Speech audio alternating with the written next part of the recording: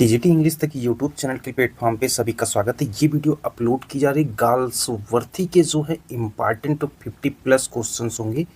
अगर question twist करके पूछा जाएगा एग्जाम में तो भी आपके गलत नहीं होंगे। कुछ ऐसे प्रश्नों का कलेक्शन करके ये वीडियो अपलोड की जा रही है।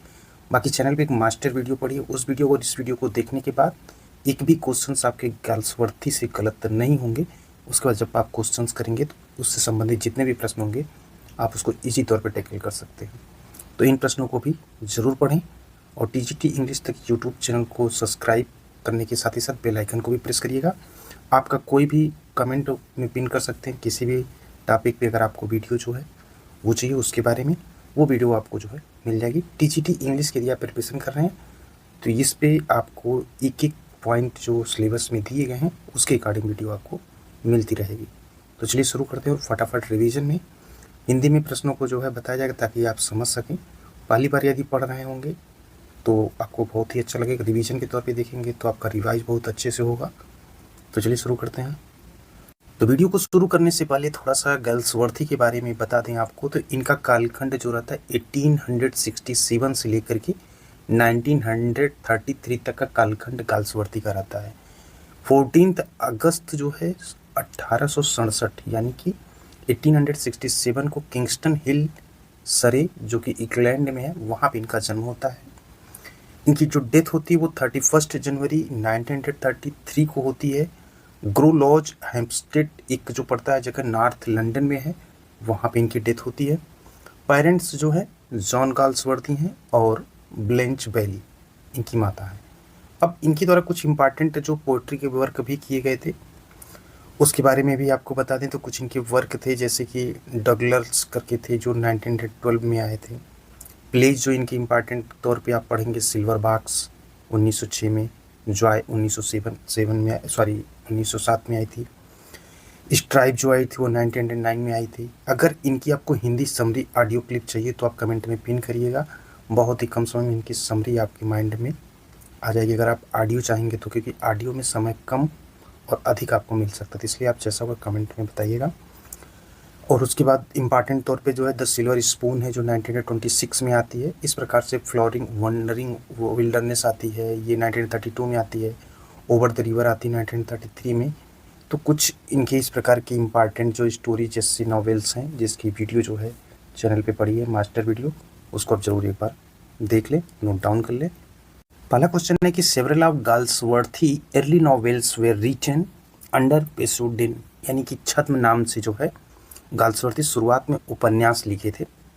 तो वो नाम क्या था तो आपको पता होगा, जॉन सेंट जॉन उनका जो है छद्म नाम था गाल्सवर्थी का। अगला क्वेश्चन है कि the first successful novel of John Galsworthy was. तो जॉन गाल्सवर्थी का जो है यहाँ पे पहला सफल उपन्यास पूछा जा रहा है कौन सा था। द मैन ऑफ प्रॉपर्टी है। द मैन ऑफ प्रॉपर्टी काफ़ी जो है इनका जो है प्रसिद्ध हुआ था और इसका ईयर याद रखिएगा 1906 में आया था द मैन ऑफ प्रॉपर्टी, और एक प्रकार से फिक्शन था। तो ये सक्सेसफुल नॉवेल था गाल्सवर्थी का द मैन ऑफ प्रॉपर्टी, 1906 में आता है। उसके बाद जो है यहाँ पे जो दिया गया है सिल्वर बॉक्स जो दिया गया है ये भी 1906 में आता है। उसके बाद जो है यहाँ पे स्ट्राइप दिया गया है जो कि 1909 में स्ट्राइप आता है। और इस प्रकार से जो है आपके मिलते जुलते जो क्वेश्चंस बनेंगे उसका भी यहाँ पे डिस्कस किया जाएगा ताकि आप एक क्वेश्चन के साथ आपके कई क्वेश्चंस जो हैं वो तैयार हो जाए। बढ़ते हैं अगले क्वेश्चन की तरफ।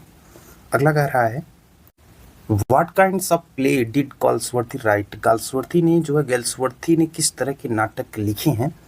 तो इनके द्वारा जो है मैक्सिमम जो नाटक लिखे गए वो प्रॉब्लम प्लेस लिखे गए हैं। What was the name of John Galsworthy influential essay collection that discussed various social and political issues of his time। यानी कि जॉन गाल्सवर्थी के प्रभावशाली निबंध का जो संग्रह है, कलेक्शन जो एसे का है, नाम क्या था। और वो कहा जा रहा है कि जिसमें उनके समय के विभिन्न जो सामाजिक, सोशल और राजनीतिक जो इशू थे, मुद्दे जो थे उसकी चर्चा की गई थी। तो यहाँ पे बताना उस निबंध का जो संग्रह था उसका नाम क्या था। तो उस एसे का नाम जो था वो था द कंडीशंस ऑफ इंग्लैंड यानी कि इंग्लैंड की स्थिति। तो ये हो जाएगा राइट ऑप्शन जो है। नेक्स्ट है कि which literary magazine did John Galsworthy cofound with his brother in 1894। John Galsworthy ने 1894 में अपने भाई के साथ मिलकर एक साहित्यिक पत्रिका की जो स्थापना की थी उसका नाम बताना है। तो उस पत्रिका का नाम बहुत ईजी है, द येलो बुक, यानी कि यही पत्रिका थी जो कि 1894 में अपने भाई के साथ मिलकर इसकी स्थापना किए थे। तो याद रखिएगा द येलो बुक है। नेक्स्ट क्वेश्चन करें कि in the Forsyte saga, the Forsyte saga में जो है the Forsyte belong to, Forsyte जो बिलोंग, तो यहाँ पे बताना है। तो वहाँ पे एक कंट्री साइड फैमिली थी, या एक टॉपिकल सिटी फैमिली थी यानी कि कामसारी परिवार था, या फैमिली ऑफ इमेजिनरी आइसलैंडर थे यानी काल्पनिक द्वीपवासी के परिवार थे, या इनमें से कोई नहीं। तो राइट जो हो जाएगा वो एक प्रकार से जो है टॉपिकल सिटी फैमिली थे, एक आम शहरी परिवार था। द फोर साइड सागा में जो फोर साइड लोग थे वो एक आम शहरी परिवार के थे। तो राइट ऑप्शन बी होगा। और आपको बता दें फोर साइड सागा जो पब्लिश होती है वो पब्लिश होती है 1922 में आती है। सीरीज रहती है 3 नॉवेल्स की रहती है, और वो नॉवेल्स जो रहते हैं उसमें द मैन ऑफ प्रॉपर्टी आती है एक, और द मैन ऑफ प्रॉपर्टी का जो ईयर है वो 1906 में आती है। उसके बाद चेंसरी आती है, चेंसरी जो है ये आती है आपके 1920 में। उसके बाद टू लेट आती है, टू लेट जो आती है वो 1921 में आती है। इसके साथ साथ इंक्लूडिंग 2 इंटरल्यूड रहते हैं। और इंटरल्यूड के बारे में बताया तो एक तो इंटरल्यूड जो था इसमें इंडियन समर, तो एक था इंडियन समर जो है Indian summer of A four side था, और एक था जो था ये फोर साइड जो आती है 1918 में है। और एक जो देखने को मिलती है वो देखने को मिलती है दूसरी जो रहती है अवेकिंग, अवेकिंग का जो है वो 1920 में रहती है। यहाँ अगला क्वेश्चन करेगा as a dramatist John Galsworthy belong to the, एक नाटककार के रूप में जॉन गाल्सवर्दी जो है वो बिलोंग करते थे। तो राइट ऑप्शन हो जाएगा वो realist traditions of Jonas and Pinero, यानी कि जोन्स और पिनेरो की यथार्थवादी परंपरा से एक नाटककार के रूप में जॉन गाल्सवर्दी। अगला क्वेश्चन करेगा John Galsworthy was a supporter of which political ideology which is reflected in some of his work, यानी कि जॉन गाल्सवर्दी जो थे वो किस राजनीतिक विचारधारा के समर्थक थे और जो उनके कुछ कार्यों में झलकती है। तो यहाँ पे जो ऑप्शन दिए गए कम्युनिज्म में था, कंजर्वेशनिज्म था, या एनार्किज्म था, यानी कि साम्यवाद के तौर पे थे। यहाँ पे साम्यवाद हो जाता है, या फिर वो रूढ़वादी थी, या अराजकतावादी थी, या उदारवाद था लिबरलिज्म, तो वो उदारवाद से थी। राइट ऑप्शन डी हो जाएगा। नेक्स्ट क्वेश्चन करें कि which prestigious honour did John Galsworthy receive in 1929, यानी कि 1929 में जो है जॉन गाल्सवर्दी को जो है recognise his contribution to drama, नाटक में उनके योगदान को मान्यता देने के लिए जो एक प्रतिष्ठित सम्मान मिला था वो था, उनको मिला था टोनी अवार्ड मिला था 1929 में। अगला क्वेश्चन करें कि which novel of Galsworthy is considered to be his masterpiece, यानी कि गाल्सवर्दी के किस उपन्यास को उनकी जो मास्टरपीस यानी उत्कृष्ट कृति माना जाता है। तो ये सभी को पता होगा Indian summer of A four side, ये जो है गाल्सवर्दी का जो है काफ़ी इंपॉर्टेंट माना जाता है, तो इसको याद रखिएगा Indian summer of A four side. Next question पूछ रहा है कि which of the following work is novel T written by John Galsworthy, यानी कि कौन सी रचना जॉन गाल्सवर्दी द्वारा लिखित एक जो है वो लघु उपन्यास है। तो यहाँ पे जो द फ्रीलैंड्स दी गई, तो ये फ्रीलैंड्स जो है ये लघु उपन्यास के अंतर्गत नहीं आती है, लेकिन यहाँ पे जो है यहाँ पे दिया गया है जैकोलिन, जैकोलिन और द फोर साइड सागा, तो इसमें लघु उपन्यास के तौर पे जो है जाना किसे जाता है। तो राइट ऑप्शन यहाँ पे हो जाएगा जैकोलिन को जो है जाना जाता है लघु उपन्यास। ये जो द फ्रीलैंड आती है ये 1915 में आती है।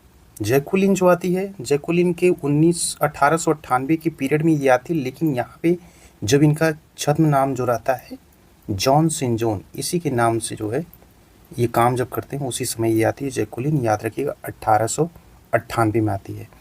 एक और आती है छद्म नाम से जो है वो आती है 1897 में, जिसका नाम रहता है फ्रॉम द फोर विंड्स नाम रहता है, ये भी आती है छद्म नाम से 1897 में। 1898 में जो है जैकुलिन आ जाती है। उसके बाद एक और आती है, उसका नाम जो रहता है वो बिला रोबरियन नाम था, और ये 1900 में जो है आती है। इसके बाद जो यहाँ पे द फोर साइड सागा है, फोर साइड सागा जो है ये पब्लिश होती है 1922 में, और उसके बाद फ्रीलैंड्स के बारे में समझिए 1915 में ये पब्लिश हो जाती है। तो राइट ऑप्शन हो जाएगा जैकुलिन। नेक्स्ट क्वेश्चन है कि what was the occupations of John Galsworthy father, यानी कि जॉन गाल्सवर्दी के पिता व्यवसाय क्या था। Which influenced his social awareness and commitment to addressing social issues, यानी कि जिसने सामाजिक मुद्दे को संबोधित करने के लिए जो है सामाजिक जागरूकता के प्रति प्रभावित थे उनकी प्रतिबद्धता से वो प्रभावित किया उनको। तो यहाँ पे जो राइट ऑप्शन हो जाएगा वो हो जाएगा पॉलिटिशियन। अगला है कि in which year for John Galsworthy awarded the Order of Merit by the British monarch. यहाँ पे जो है जॉन गाल्सवर्दी को जो है ब्रिटिश सम्राट के द्वारा जो ऑर्डर ऑफ मेरिट से सम्मानित किया गया था वर्ष 1929 में जो है उनको सम्मानित किया गया था। और वर्ष 1929 में इनका याद रखिएगा प्ले आया था द रूफ, वर्ष 1929 में आता है। और इसके पीछे जो एक वर्क आता है वर्ष 1928 में जो आता है वो सेटायर्स रहते हैं एंड एक कमेंट्री, ये वर्ष जो है 1918 में आता है।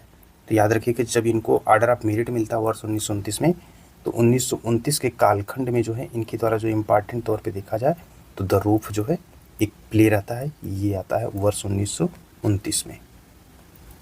नेक्स्ट क्वेश्चन करा कि John Galsworthy ideas on drama are found in, यानी कि जॉन गाल्सवर्दी के नाटक पर जो विचार वो निम्नलिखित में पाए जाते हैं वो कौन सा है। तो यहाँ पे जो ऑप्शन दिया गया है ये पहला हो जाएगा द इन ऑफ ट्रैंक्विलिटी में होता है और ये आती है 1912 में। और द पटेशियन जो आती है 1911 में आती है। और यहाँ पे मैट इन वेटिंग जो होती है इसका ईयर होता है 1931 में। और बाकी से पता है 1922 में आती है। तो राइट ऑप्शन से यहाँ पे कौन सा हो जाएगा द इन ऑफ ट्रैंक्विलिटी, जो कि आती है 1912 में। अगला क्वेश्चन है कि Coxon is a character in, तो ये कॉक्सन जो करेक्टर देखने को मिलता है वो किस में देखने को मिलता है, जस्टिस में। और जस्टिस कब आती है 1910 में आती है। बाकी मैकबेथ और एरियोपेजिट का एज यू लाइक इट इससे कोई मतलब है नहीं, जस्टिस 1910 में आती है। 1910 के बाद जो 1909 को भी याद रखिएगा, इस समय जो आती है वो स्ट्राइफ आती है।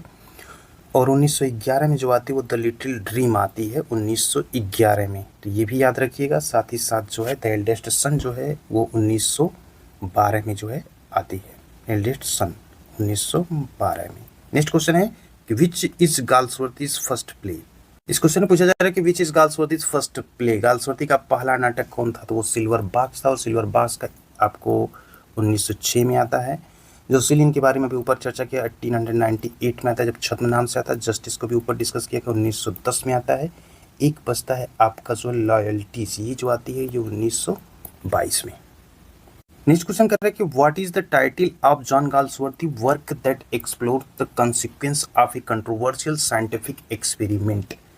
क्वेश्चन ही पूछा जा रहा है कि जॉन गाल्सवर्दी के काम का शीर्षक क्या है, जो एक क्या है विवादास्पद वैज्ञानिक प्रयोग के परिणामों के कंट्रोवर्शियल साइंटिफिक एक्सपेरिमेंट उसकी खोज करता है। तो जॉन गाल्सवर्दी की वर्क जो है काम का शीर्षक जो है what is the title of John Galsworthy work that explore, जो एक कॉन्सिक्वेंस ऑफ कंट्रोवर्शियल यानी कि विवादास्पद वैज्ञानिक प्रयोग के परिणामों की खोज करता है। तो वहाँ पे बताना है आपको।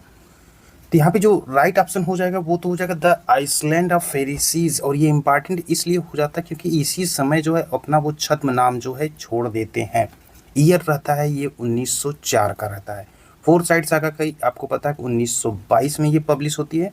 और एक जो द डार्क फ्लावर है ये 1913 में आती है। द एप्पल ट्री जो कि शार्ट स्टोरी है ये, इसका ईयर जो है वो 1916, ये सही है। कहीं कहीं आपको 1917 भी मिल सकता, बट 1916 राइट होगा। बढ़ते हैं अगले क्वेश्चंस की तरफ। इसमें पूछा जा रहा है कि गाल्सवर्दी अवार्डेड नोबेल प्राइज जो उनको मिला था वो किस वर्ष मिला, तो 1932 में मिला था। राइट ऑप्शन बी हो जाएगा।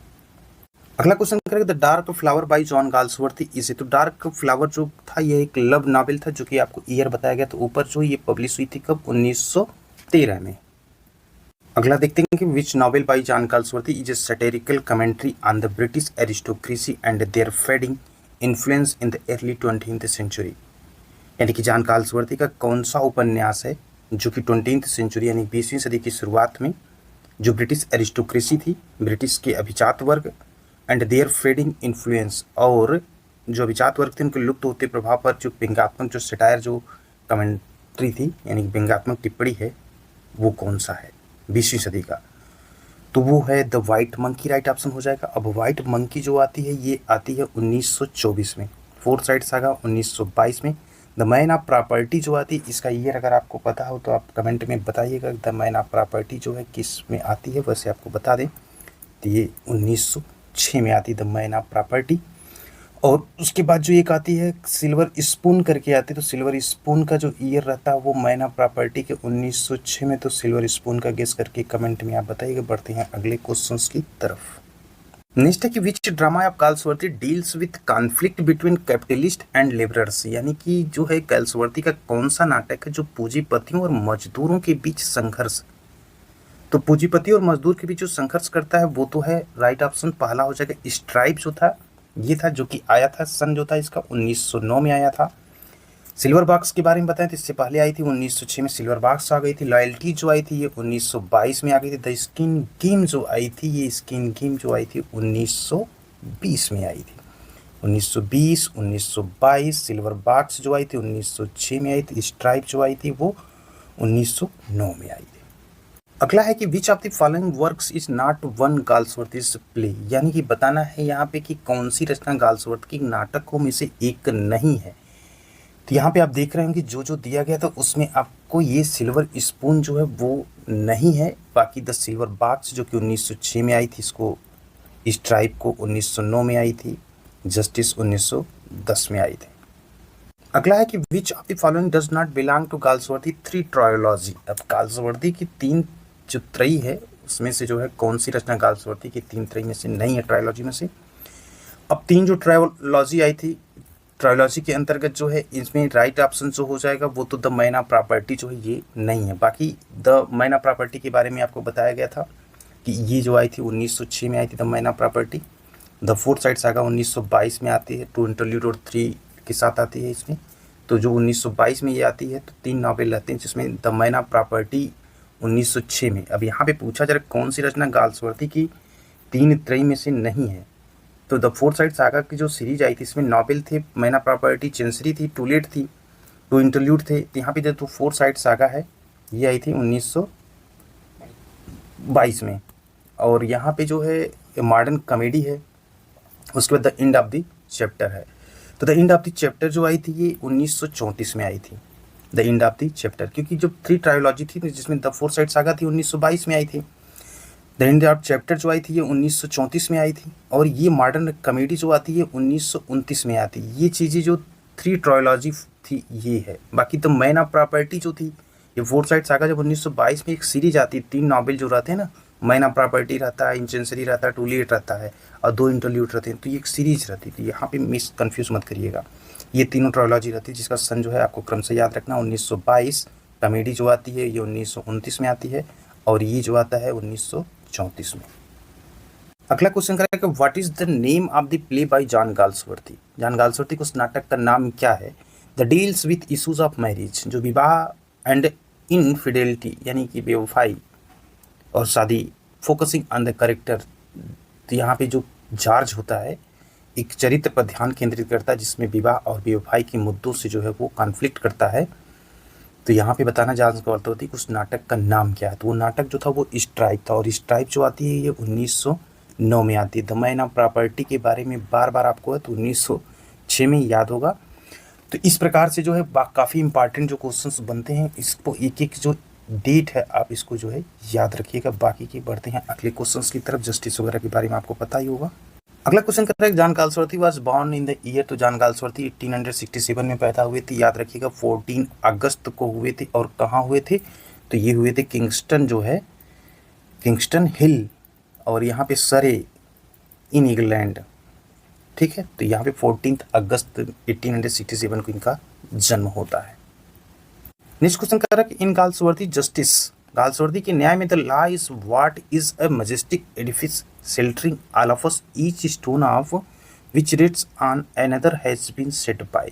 एक राजसी इमारत, यहाँ पे कह रहा है कि the law is what it is a majestic edifice, कानून वही है जो वह है।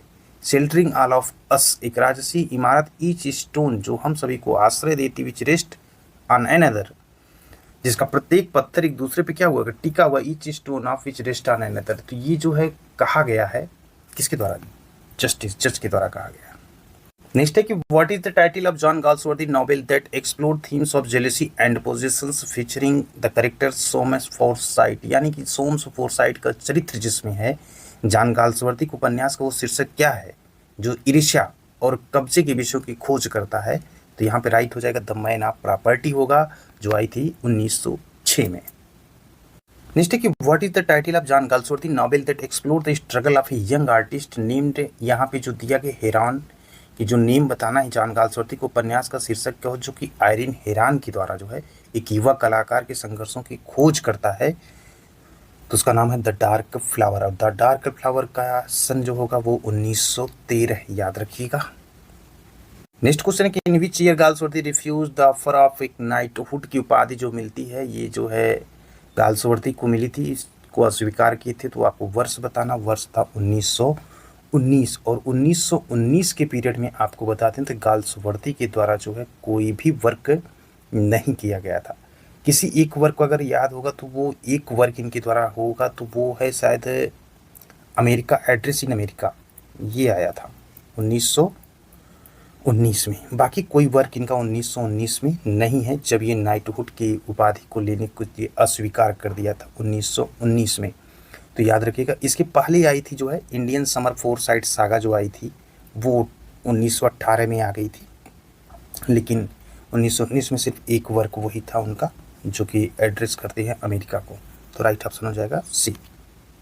एक चीज़ यहाँ ध्यान दीजिएगा, इंडियन समर फोरसाइट सागा में जो है ना, ये कंफ्यूज मत होइएगा थोड़ा सा, क्योंकि ये आती है 1918 में, और 1918 में जो टू इंटरल्यूड रहता है ना, तो उसमें एक ये रहता है और ये दूसरा अवेकिंग वाला जो इंटरल्यूड रहता है, ये आती है 1920 में फोरसाइट सागा ट्रायोलॉजी का टू इंटरल्यूड में। तो ये 1922 में फोरसाइट सागा थी, ठीक, कंफ्यूज नहीं होगा। और एक जो 3 ट्रायोलॉजी थी फोरसाइट सागा थी, तो ये 1900 जो है 22, ये याद रखिएगा। और एक मॉडर्न कॉमेडी थी, अभी ऊपर डिस्कस किए हैं, फिर भी एक बार जान लीजिए। मॉडर्न कॉमेडी 1929 में आई थी, और एक थी the end of the chapter.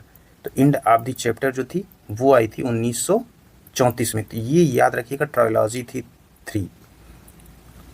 Next question पूछता है Galsworthy play stripe deals with the subject of. अब यहाँ पे पूछ रहा है गाल्सवर्दी का जो स्ट्राइप है वो किस विषय से संबंधित, तो लेबर डिस्प्यूट से संबंधित स्ट्राइप, और स्ट्राइप आता है 1909 में, जस्टिस आता है 1910 में, ठीक है।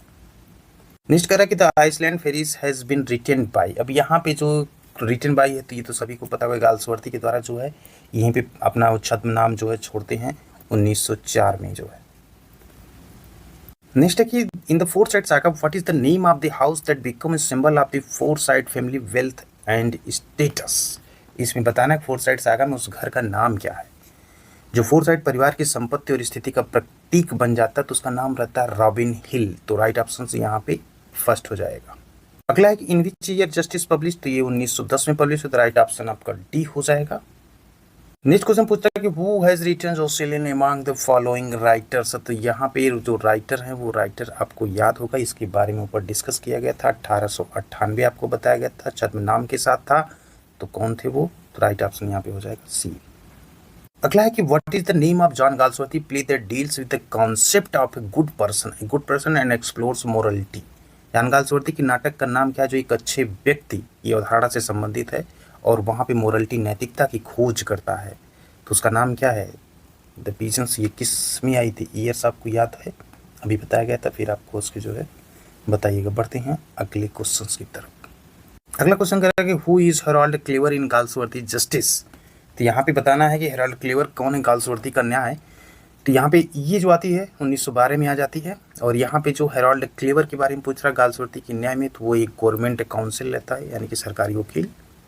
नेक्स्ट क्वेश्चन है कि गाल्सवर्दी इज, तो यहाँ पे बताना है गाल्सवर्दी के बारे में। तो यहाँ पे राइट हो जाएगा जो एक realistic, both minute and delicate, यथार्थवादी नाजुक दोनों थे वो।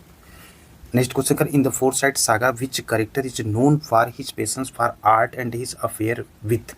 अब यहाँ पे जो अफेयर आयरिन हेरान के साथ प्रेम प्रसंग के लिए जाना जाता है फोरसाइट सागा में, वो कौन सा किरदार जो है, तो यहाँ पे राइट ऑप्शन जो हो जाएगा वो हो जाएगा जूलियन फोरसाइट है।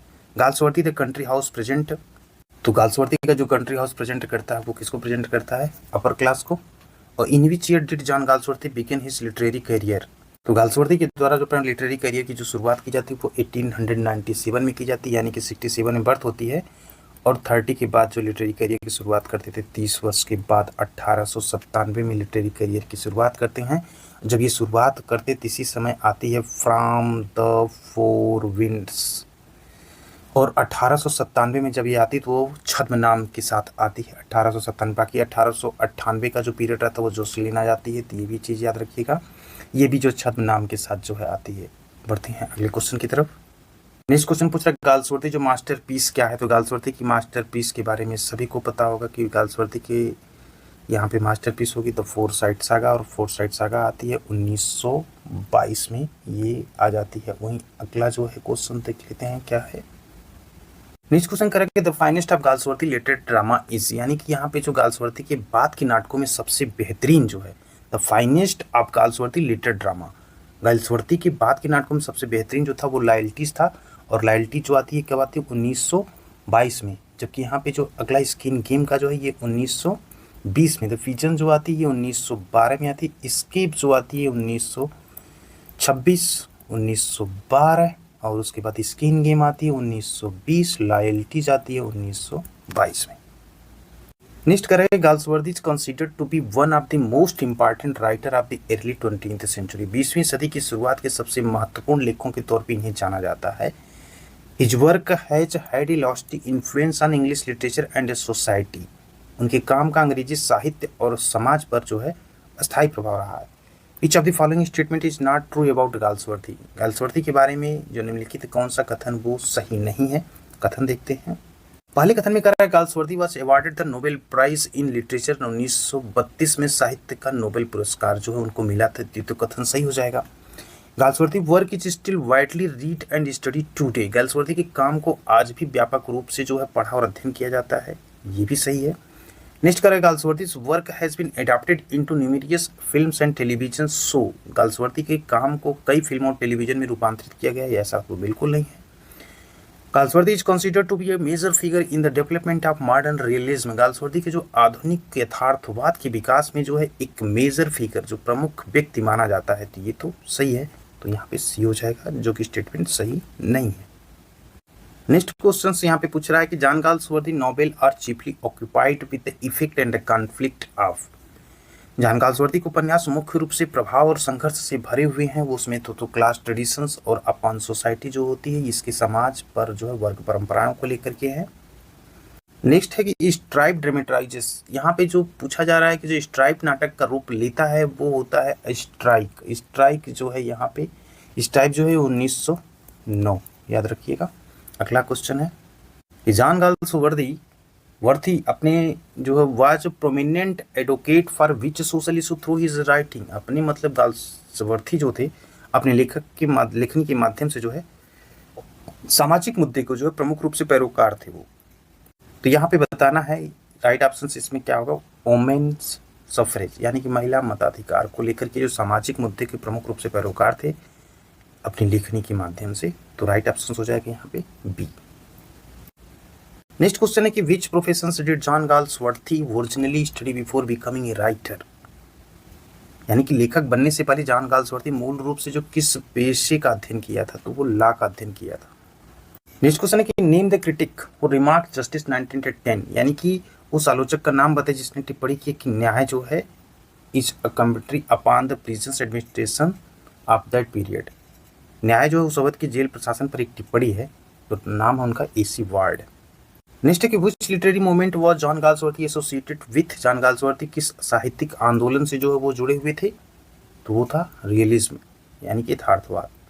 नेक्स्ट है कि in which city did John Galsworthy spend a significant part of his life and set many of his work, यहाँ पूछा जा रहा है कि जॉन गाल्सवर्दी ने अपने जीवन का जो एक इम्पॉर्टेंट जो है टाइम जो है किस शहर में बिताया था और अपनी कृतियाँ हिज वर्क जो है सेट किए थे, तो वो लंदन, पहला है ऑप्शन। नेक्स्ट क्वेश्चन है कि which of the following plays is not written by Galsworthy, यहाँ पे बताना कि कौन सा गाल्सवर्दी के द्वारा नहीं लिखा गया, तो सबको दिख रहा है कि यहाँ पे व्यूवर्स नहीं लिखा गया, बाकी सभी कुछ लिखा गया है जॉन गाल्सवर्दी के द्वारा जो है। बढ़ते नेक्स्ट क्वेश्चन की तरफ जो है, अगला क्वेश्चन जो कर रहा है गाल्सवर्दी ट्रेजेडीज आर कॉल्ड, यानी गाल्सवर्दी की त्रासदियों को क्या कहा जाता है, तो सोशल ट्रेजेडीज कहा जाता है, सामाजिक त्रासदियाँ। नेक्स्ट क्वेश्चन पूछ रहा है कि John Galsworthy was the son of, John Galsworthy जो एक थे वो वकील। नेक्स्ट है कि Galsworthy began his literary career as, Galsworthy ने अपना साहित्यिक जीवन शुरू किया था ए नॉवेलिस्ट के तौर पे। नेक्स्ट क्वेश्चन है कि which of the following is a valid defence of Galsworthy work, यानी गाल्सवर्दी के काम का वैध बचाव जो है वो कौन सा है, तो यहाँ पे जो है Galsworthy work is important because it explores important social and political issues, right है। Galsworthy work is well written and features complex and well developed characters, यानी गाल्सवर्दी एक अच्छी तरह से लिखा गया जिसमें जटिल और अच्छी तरह विकसित चरित्र है। Galsworthy work is still relevant today even though it is set in different time period, यानी गाल्सवर्दी का काम आज भी प्रासंगिक है, भले ही एक अलग समय की सेट हो, तो सभी यहाँ पे सही होंगे। नेक्स्ट क्वेश्चन है कि what is John Galsworthy best known for. John Galsworthy को किसके लिए सबसे ज़्यादा जाना जाता है, तो सोशल रियलिस्टिक फिक्शंस के लिए, यानी कि सामाजिक यथार्थवादी कथा के लिए जाना जाता है। नेक्स्ट है कि John Galsworthy which John Galsworthy famous work deal with themes of justice. John Galsworthy की कौन सी प्रसिद्ध रचना न्याय और कानूनी प्रणाली के विषयों में जो है संबंधित है, system, and is considered a classic of English literature, और इसे अंग्रेजी साहित्य का एक क्लासिक माना जाता है। तो द मैन ऑफ प्रॉपर्टी है। द मैन ऑफ प्रॉपर्टी की आप लोग जो है कमेंट में बताइएगा सन। नेक्स्ट क्वेश्चन कर रहे which literary honour did John Galsworthy decline making him one of the few Nobel laureates to do so, यानी जॉन गाल्सवर्दी ने कौन सा साहित्यिक सम्मान जो था ना उसको अस्वीकार किया था, ऐसा करने वाले नोबेल पुरस्कार विजेताओं में से एक बन गए थे। तो यहाँ पे जो है राइट ऑप्शन कौन होगा, पुलित्जर पुरस्कार मिला था उनको, बुकर प्राइज था, क्या था, ऑर्डर ऑफ मेरिट, डी वाला जो है सही होगा। अगर मास्टर वीडियो को आप देखे होंगे ना तो आप एक एक क्वेश्चन को समझ रहे होंगे और आपको इजी तौर पे याद होगा, इसलिए उस वीडियो के साथ इस वीडियो को देख लेंगे, फिर गाल्सवर्दी का कोई भी क्वेश्चन आपसे गलत नहीं होगा, फिर सॉल्व करिएगा, ये आपको बेनिफिट मिलेगा टीजीटी इंग्लिश तक यूट्यूब चैनल के प्लेटफॉर्म पे। कम समय में बहुत कुछ, यानी कि कम समय की वीडियो होगी लेकिन आपको कंप्लीट मिल जाएगा। अगला क्वेश्चन देखते हैं। इस वीडियो का लास्ट क्वेश्चन कि what is the title of John Galsworthy play that deals with the theme of marital infidelity and divorce. तो यहाँ पे जो कह रहा है कि जॉन गाल्सवर्दी जो थे, नाटक का शीर्षक क्या है जिसमें वही डील होती है जो यहाँ पे वैवाहिक जो है ना था, वैवाहिक जो होती है कि एक प्रकार से उसे शब्द दिया जाता है बेवफाई का, वहाँ पे जो है तलाक के विषय से जो संबंधित, डाइवोर्स जो होता है उससे संबंधित रहता। तो यहाँ पे जो है उस चीज़ को जस्टिस में जो है उन्होंने किया, जो कि 1910 में आती है, और फोर्थ साइड सागा तभी पता 1922 में आती है। तो राइट ऑप्शन हो जाएगा यहाँ पे बी। इस प्रकार से जो है जॉन गाल्सवर्दी से लेकर के जितने सारे क्वेश्चन बन सकते हैं वो सब कुछ आपको बता दिया गया है, कंप्लीट वीडियो है। इसके बाद अगर कभी लगता है कि कुछ क्वेश्चन रिपीट हुए हैं उसकी एक जो है वीडियो और आपको मिलेगी, बाकी इससे इतर जॉन गाल्सवर्दी का क्वेश्चन नहीं आएगा। आप खुद उसको वीडियो को से 2 बार देख लीजिए अगर नहीं देखे हैं। तो यहाँ पे एक चीज़ ध्यान दीजिए कि गाल्सवर्दी के द्वारा जो है सिक्वल जो आया था द फोर साइड सागा का, थोड़ा सा डिस्कस कर लेते हैं फोर साइड सागा का जो है। तो मॉडर्न कॉमेडी जो पब्लिश होती है ये 1929 में जो था मॉडर्न कॉमेडी का, ये 1929 में जो थी ये 3 नावल थी। इसमें वाइट मंकी था, वाइट मंकी का 1924 में था, द सिल्वर स्पून था, सिल्वर स्पून कब आई थी 1926 में, और द वाइट मंकी 1924 में, एक था स्वान सॉन्ग, तो ये जो था ये 1928 में था। इसके साथ भी 2 इंटरल्यूड था। 2 इंटरल्यूड कौन था, ये साइलेंट ओविंग था, ये जो आई थी 1927 में, और पासस बाई जो थी ये 1927 में। तो ये दोनों 1927 में थी, ये इंटरल्यूड थी 2, तो इसको याद रखिएगा। बाकी की जो है कंप्लीट है आपको गाल्सवर्दी, इससे बाहर कुछ नहीं आएगा। कुछ इंपॉर्टेंट कोटेशंस जो है वो मास्टर वीडियो में डिस्कस किया गया है। तो इसी के साथ इस वीडियो को यहीं पे करते हैं समाप्त, और फिर मिलते हैं एक नई वीडियो के साथ। वो ग्रामर की, लिटरेचर की हो सकती है वीडियो। आपको कौन सी वीडियो चाहिए आप कमेंट के माध्यम से ज़रूर बताइएगा। कम समय में अधिक कुछ पढ़ना हो, रिवीजन करना हो, अगर आप पढ़ चुके हैं तो करिए, बहुत तेज़ी के साथ रिवीजन कर सकते हैं। बहुत ही कम समय की वीडियो होती है, इधर उधर की नहीं, सटीक वही चीज़ पढ़ना चाहिए जो एग्जाम ओरिएंटेड हो। तो मतलब आपको टीजीटी इंग्लिश की यदि प्रिपरेशन अच्छे से करनी है तो टीजीटी इंग्लिश तक यूट्यूब चैनल के प्लेटफॉर्म पे जो मास्टर वीडियो, जो वीडियो ग्रामर की हैं उनका नोट बना लेंगे तो काफ़ी बेनिफिट आपके लिए होगा। मिलते हैं अगली वीडियो के साथ।